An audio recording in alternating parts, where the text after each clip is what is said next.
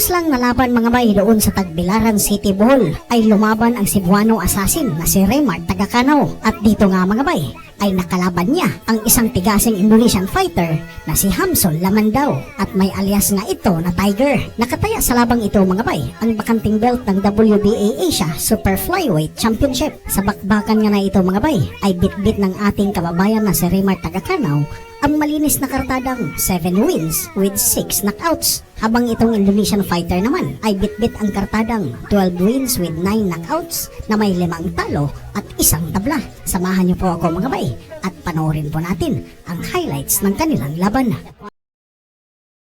International flyweight champion, and he also fought for the IBF Pan Pacific Bantamweight title.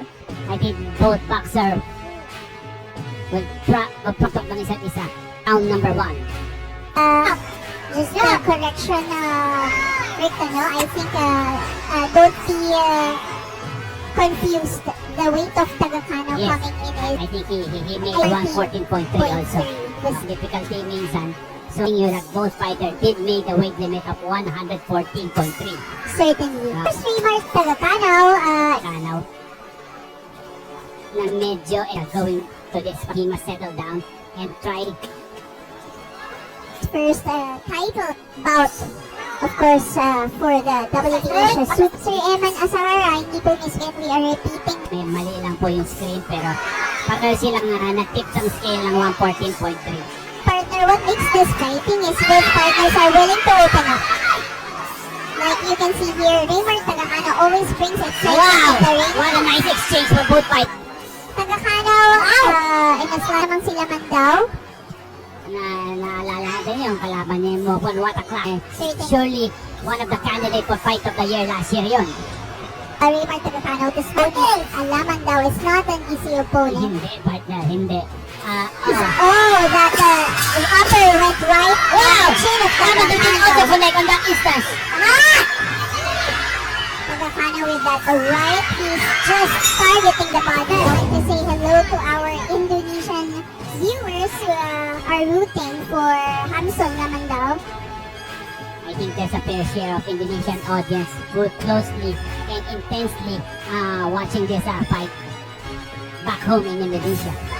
Okay, we've seen some of the weapons of both of the boxers. Lamandao with that right haymaker. Tagakanaw with that right and left uppercut. And also that use of jab by Tagakanaw to set up his uppercut. Good job! I really think Tagakanaw evolved as a complete fighter. Good job! He is now very patient on targeting his opponent. You're absolutely Hindi ka right. kahit dati medyo he's more of a para type of a boxer ngayon. The sweet science of him, napag-aralan na rin ni Tagakanaw. Yeah. Very, very competitive fight. That's what makes this fight exciting, partner. Like I said, both boxers are willing to open up. Both of them are willing to engage. So there's not a lot of Nice! Nice overhand by Lamandao. There you have it. The overhead to set up those body punches, but Tagakanaw, excellent body movement and counter. Upper hook by Lamandao. Tagakanaw powers up, answers with a right uppercut at center.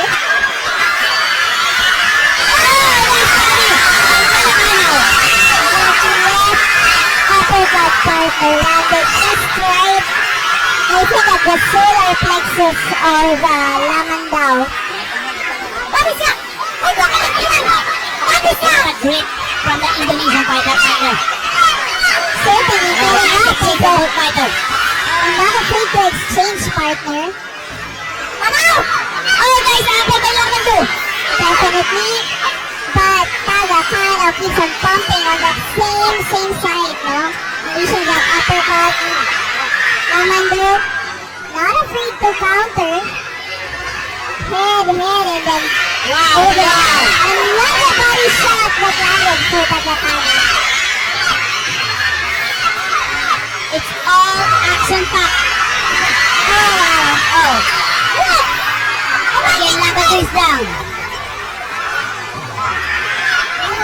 slip. So slip. 10 seconds of round number 2.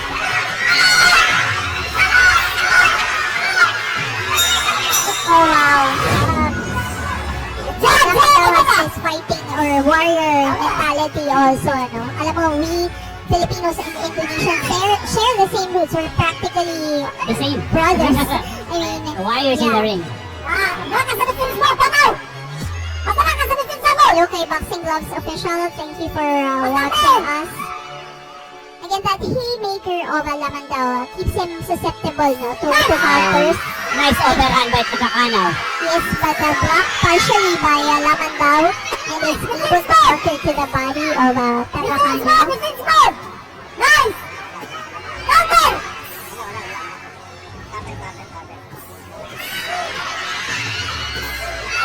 Oh, Again, the body attack by Tagakanaw. Tagakanaw singular mission just to pepper that body with body shots. What a fight, partner. And we are just starting in it. Certainly, no? Again, don't be confused. Raymond Tagakanaw is wearing the red and blue trunks. Hanson Lamandaw is wearing the black trunks, ano? This is Indonesia versus the Philippines. Indonesia and Philippines have some good matchup also in boxing. And I think this fight could belong in that category. Certainly, no? Oh, nice. Left to the body by Tagakanaw. Our referee signaling to keep it a little higher for Tagakanaw. Oh wow, just beautiful setup for Tagakanaw. You see him going up Tries to top. take to the body to by open Tagakanaw. up Lamandaw for that body shot. A little bit wild for Raymart on that instant. Good counter. Raymond always watches out for that jab, ano, to do that counter. But the overhand did sink in for Lamando on that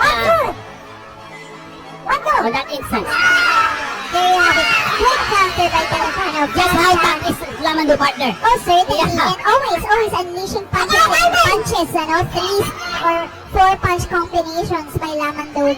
Keeping those hands active. I really like this boy. He's very prepared for Raymart Tagakanaw. Certainly amazing stamina from this warrior from Palangkaraya, Indonesia. So if we have viewers from Palangkaraya, shout out to all of you guys. And, oh, another whipping hook to the body by Tagakanaw and then hook up top. What a 1-2 combination and going out for Lamando.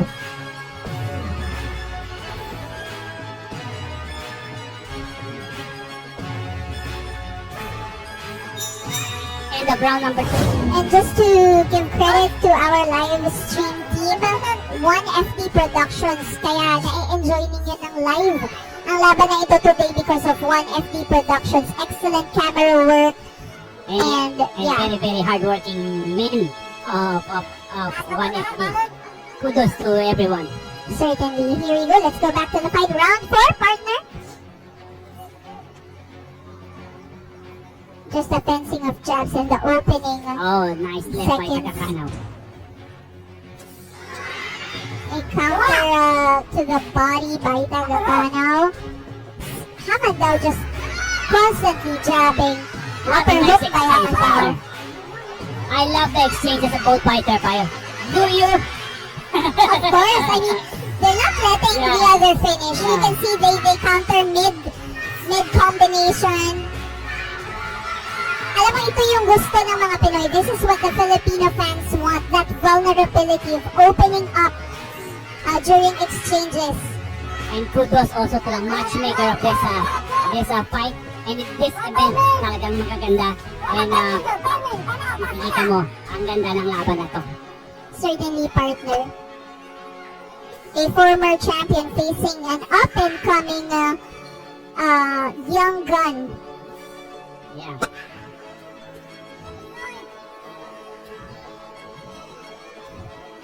Judicious jabbing by Lamandaw. You can see he's trying to open up Tagakanaw and he opens up with a jab. That left jab of Tagakanaw is guns on blazing right now. You are absolutely Oh, right. what a good 1-2 combination by the Indonesian. Certainly that landed on the chin of Tagakanaw.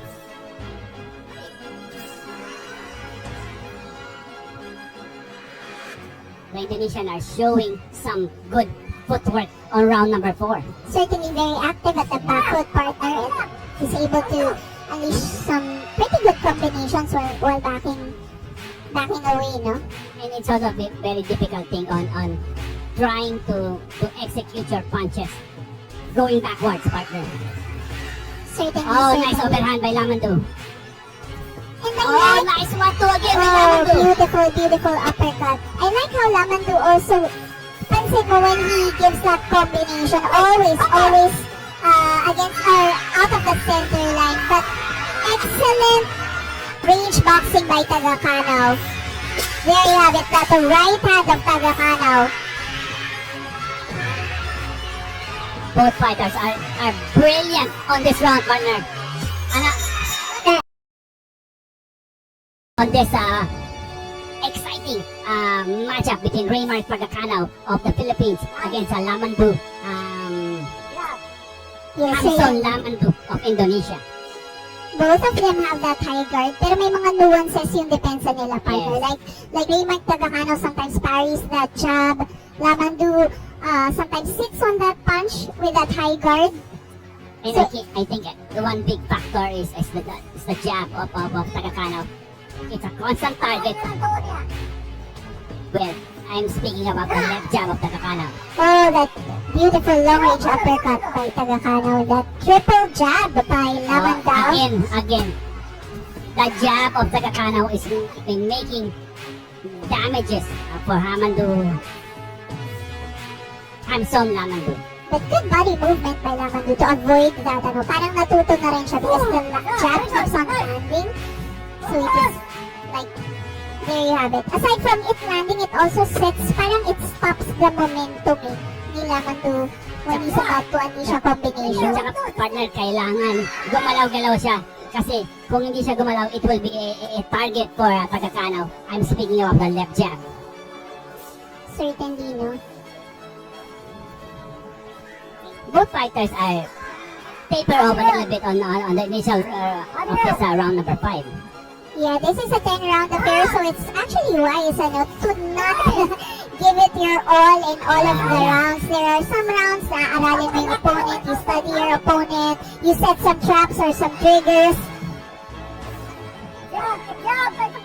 Kasi if you do that, if you're stepping on the gas pedal each and every round, it's gonna gas you out. I mean, we're just human, partner, no? There's just limit to our gas tank. So it's really wise for them to vary the tempo.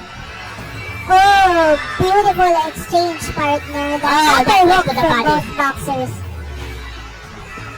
The left cross did hit for Lamandu. Again, the third one in the ring is Noel Haduka. Hirap rin mag-referee partner. No? Of course. You Each must- right hand for You must have that Tagakanaw. eagle eye on you to be the third man in the ring. Certainly. Just very good distance for our referee. Just enough to see the action but without disturbing it, no? Or Yes. intercepting it. Final 15 seconds of round 5, I partner. think both boxer, sabi ko nga, medyo nagpahinga sila dito sa round number 5. And Tagakanaw start to accelerate as we end round number 5. Beautiful left hook by Raymar Tagakanaw right there. One. Yun, nakasama rin natin siya ng mga ilang araw. I'm speaking about Lamandu. And he come very prepared for this fight. Certainly. He will not back down from the challenge against Raymar Tagakanaw. Alam mo, nakakatawa kasi Indonesians and Filipinos are very friendly. We always love to smile kasi you've been in Indonesia, I've been Yeah. in Indonesia. Very friendly people, but inside the ring, they have this tenacity, partner. This Warrior instinct. warrior instinct. Yeah. Tama ka dyan. We go to the start of round number 7.